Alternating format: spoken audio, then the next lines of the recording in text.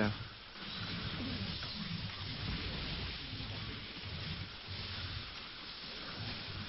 That wasn't even close.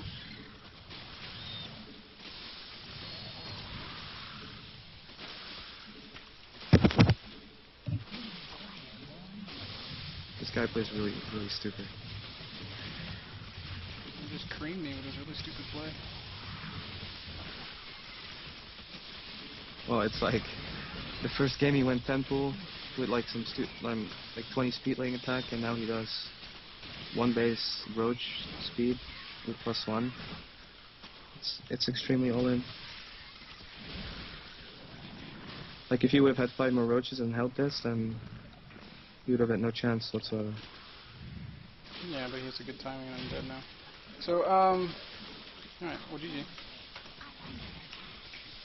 GG. So what do we do differently there? Where's the adjustment? I don't feel like there was a whole hell of a lot that I did wrong. No, I don't think so either.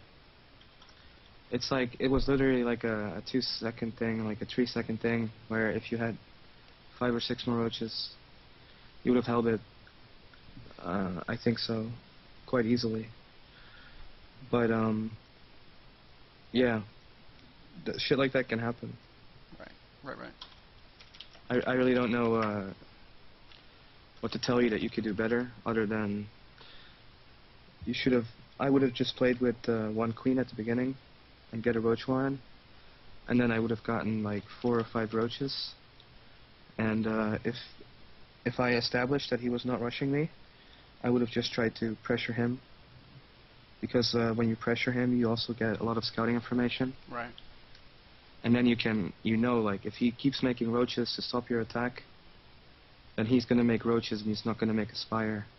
So then you can play much, you know much more, because like during that stage where you sent in your overlord and he killed it with the queen, it was really, really hard to see what he was doing. Yeah. And if you didn't get in your links on the ramp, you would have still not known anything, and then this attack would have been even more effective. So I think it's better to skip that queen, go a little bit lower drone, and then start with aggression, and then just adapt afterwards. One thing you and I have talked about in the past, actually after the last coaching session we did, you said, hey, I thought about it, and I would tell any Zerg player that's trying to learn to just go 2-hatch, roach speedling, and then learn how to transition.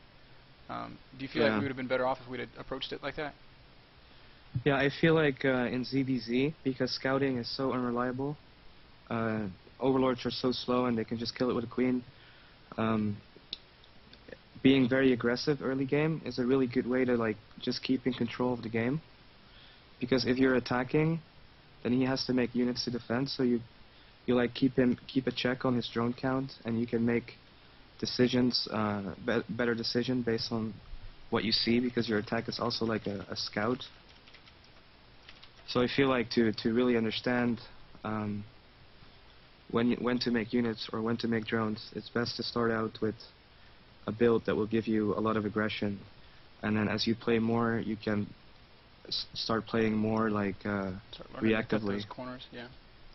And squeeze out drones when you feel comfortable, because if you played a lot of games where you were like pressuring them, you will start to get a feeling for, you know, all the different timings. Okay.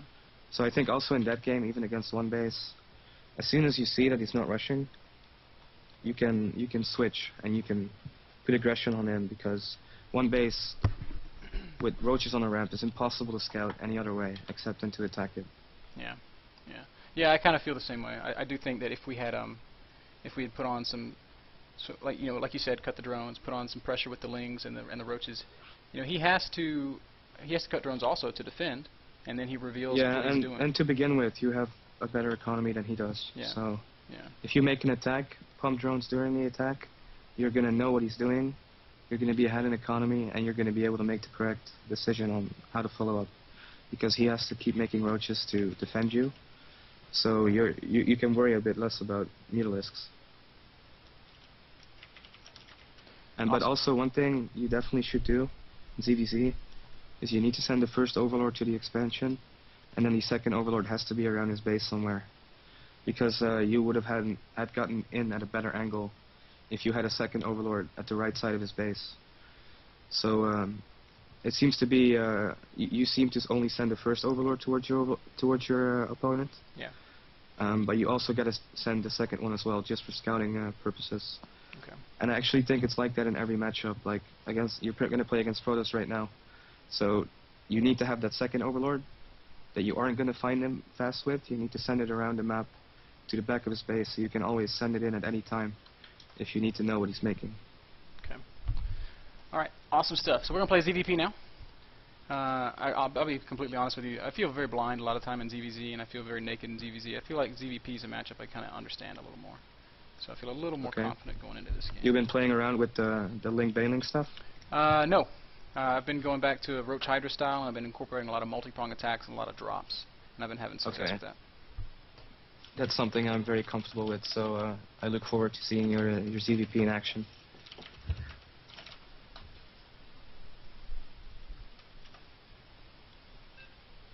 All right. See if I can manage to macro effectively and not miss overlords and do all Is this guy also a master player? 3.5k, 3.6k. Okay, you're not making it easy for yourself. I'm not trying to make it easy for myself, man. These are European players, man. You don't mess with European players. Don't mess with Europeans? Well, I think somebody said he was French.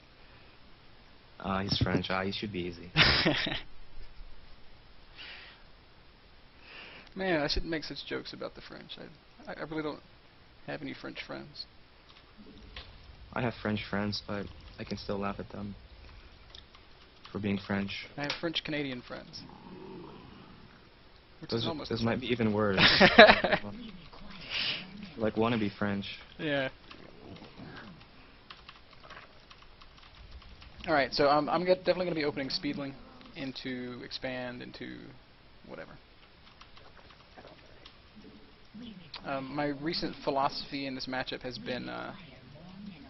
been sit back and drone up until Protoss starts to take his third, and that's when you turn on the aggression and don't turn it off until the game ends. That's a solid plan. I like the sound of that. Till the game ends in your favor, right? Exactly.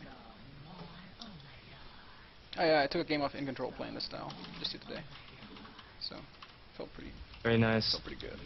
In control's very strong against Zerg. I told him I was going to send the replay to Artosis so he could cast it. You definitely should. I support that fully. I think I told you last time why.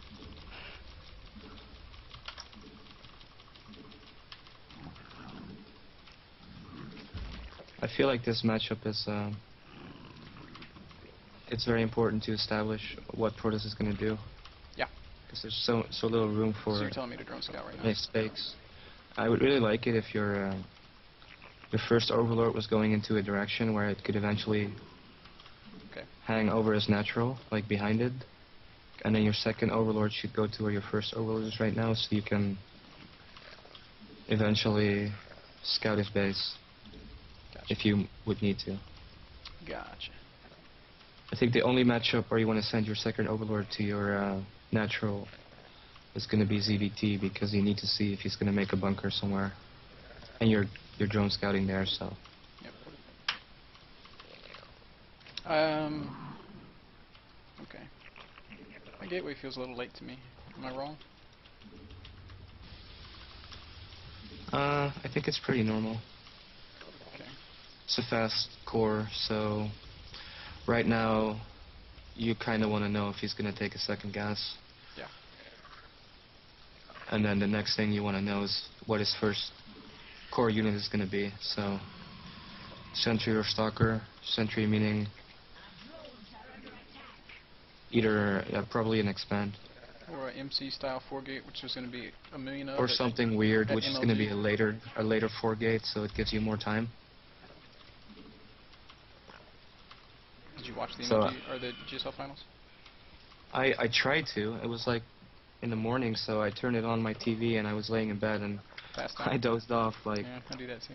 I missed a lot of shit, but I saw a lot of fucking stalkers and sentries. MC is scary. Yeah, yes. I feel like Protoss right now is very tough. I would agree with that statement very much. But I do feel like it's winnable. I have a lot of games on the big GSL maps where Protoss just doesn't attack me and takes 3 bases, and then eventually you die. I just die. Back on gas. So I've been playing a lot with drops as well. Yeah, I really do think drop opens up the matchup a great deal. But the problem if you go drop is if they do like a 2-base timing, yep, then it's very hard to stop sometimes. Yeah, because you got to get that fast third, in my opinion.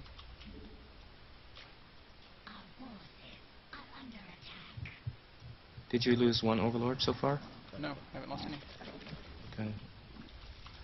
You need to have at least, like, you can just keep 1 lane at the tower and the other 3 should be scouting his front. Yeah, you're absolutely right. Probably going to make about 5 roaches here and maybe even pressure the front just a little. Is that something you're okay with? I think the timing is going to be No late unless you want to do heavy pressure. No, I don't. So then, no need to get roaches until you see a stalker. Really? Not even to be safe against the Zealot Sentry stuff? No Protoss in their right mind would attack with Zealot Sentry. But some still do, because they don't know. You're on Huck's team. You're talking about Huck? Yeah, he is actually one of those Protosses who does that. And it doesn't make any sense, because if you did make 5 roaches, then he's in danger of losing all his sentries, which would put him in a very disadvantaged position. But I think most Protoss will either fake attack with Zealot Sentry, or they will not attack. Right. Or at least that's how they're going to play in the near future, because I think attacking with Zealot Sentry is just not cost efficient. It can work sometimes, but it's so risky.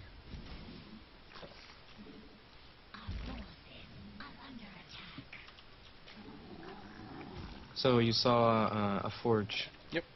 Which means that it's not a 5-gate without a forge or a 6-gate without a forge. So it's definitely not the most extreme form of pressure, but it might still be some pressure. So I got a couple more links coming out. I'm actually going to build, I think about 10, 12 links, so I have like the counterattack ball. Oh shit. Basically, if he's doing like 5 or 6-gate, then you cannot afford to make any drones. If he's doing 4-gate and a forge, it means you can put in like 50% drones, 50% units. And you should definitely be making an overseer right now. And I also feel like you should still have a bunch of links like near his base at all times that you don't want to lose. Definitely agree with that. Just to keep in check with the army movement, possible 3rd expansion, you know, that sort of thing. Oh wait, that was going to be an overseer. Oh well. It's okay, you have a 2nd overlord that you can make into an overseer. You definitely want that overseer though as soon as your lair finishes, pretty much. And you should definitely have taken the gases at your natural, by the way. You have a lot of drones at your natural that you should probably send to your 3rd base.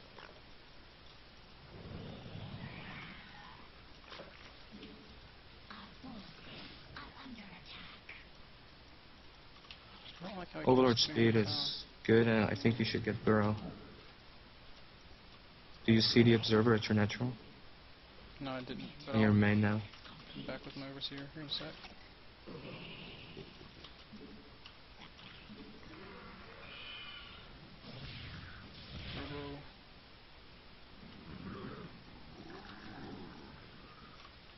Oh, go up. Well, you're not really done scouting right now. Okay. Because the Robo could either mean ground plus immortal, or it could mean Colossus, and you need to know which one. But you should definitely get a Spire just to be safe. And you're still in 2 gas right now.